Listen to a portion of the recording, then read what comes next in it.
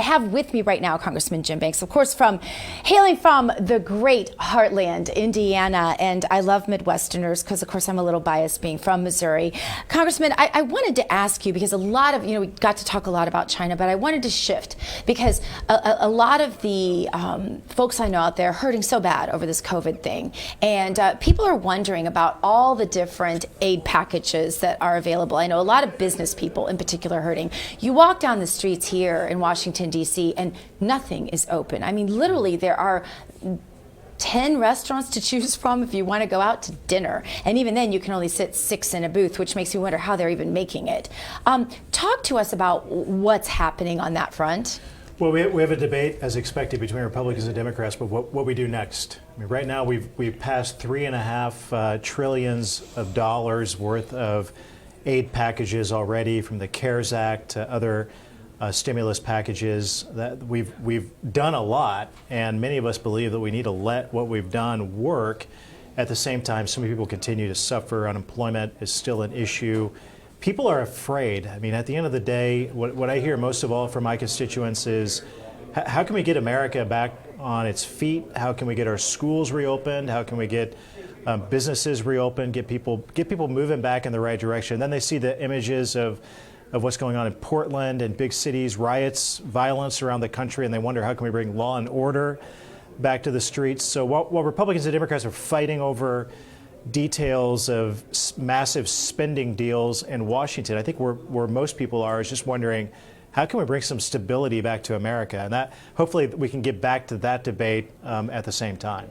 Yeah, it's interesting because I have friends who said, we're not going to take part in that because we're not that kind of people. We don't take part in, a lot of, especially my conservative friends, they're rugged, they're not going to take part even though they're hurting. But I have a lot of friends who own businesses, and they said, we can't bring our employees back if we want to because our employees are making more staying home on unemployment than, in some cases, double what they would make if they returned to work. What do we do about that? Because we want to help the people that are sincerely hurting, but how do you decipher? This is a lot of accounting. So that's one of the areas of disagreement. The continuing the $600 unemployment insurance benefit weekly for those who are unemployed, and whether or not we continue that or prevent it from moving forward. So that's a key central topic between the Republican solutions and the Democrat solutions. Also, how can we provide liability protections to businesses, to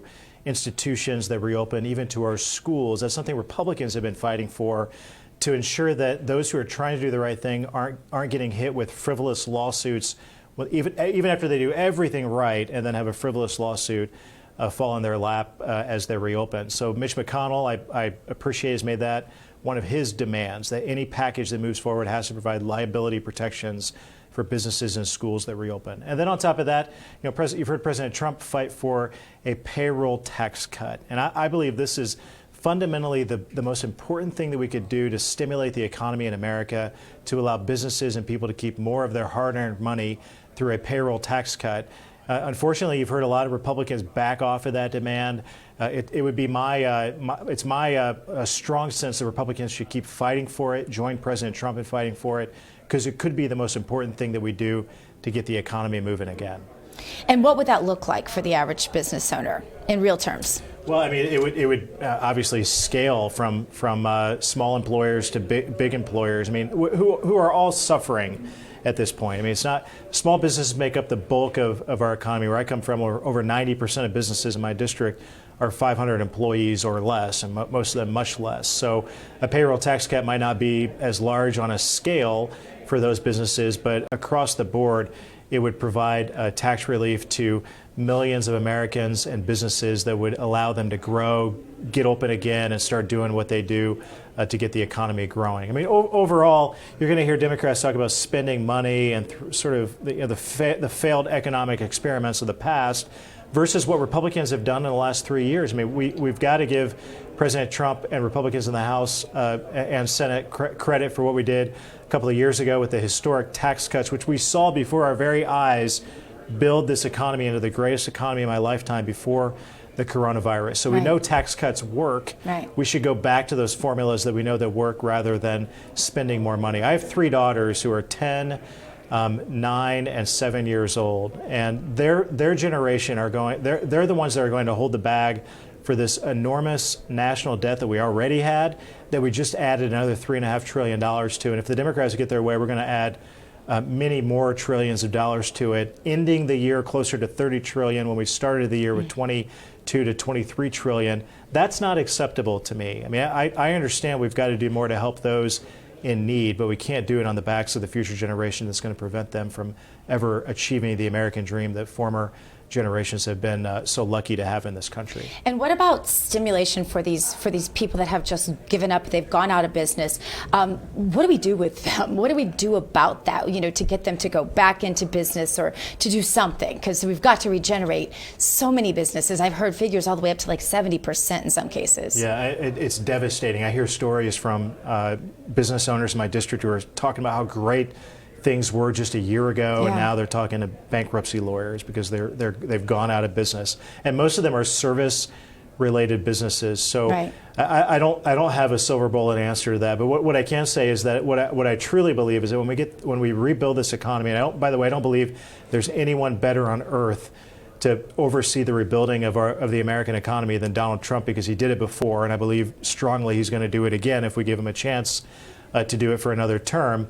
If he gets that chance, you're going to see a transformation of the economy in a lot of ways that can be healthy. I mean, you have people doing things remotely or from home that used to do them in an office or by traveling person to person. Well, that in some ways that creates opportunities maybe in the shared economy. We need to be innovative in our approach by rolling back regulations on new businesses to allow them to start up and grow, rather than placing new regulations and higher taxes on them that prevent them ever from going anywhere.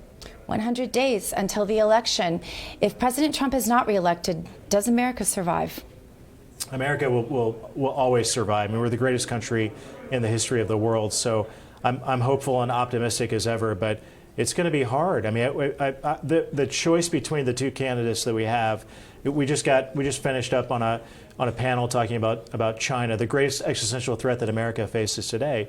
And it's a paradigm between a president for the first time in my lifetime who's been tough on China through enforcing and negotiating better trade deals to put the American worker first, the American farmer first, to put Americans first, versus the failed policies of the Obama administration, even Republican administrations before, that have been too cozy, that have played into this fantasy that if we cozy up and turn a blind eye to China's bad actions, then somehow they'll rise up as a democratic nation and join America in America's interests. We know today that that's absolutely a false premise, and we should turn away from that. However, you got a choice on the ballot that's very clear between President Trump, who's been tough on China, and Joe Biden, who as senator and vice president was very much a part of the era in American politics who largely turned a blind eye to China's actions. Absolutely.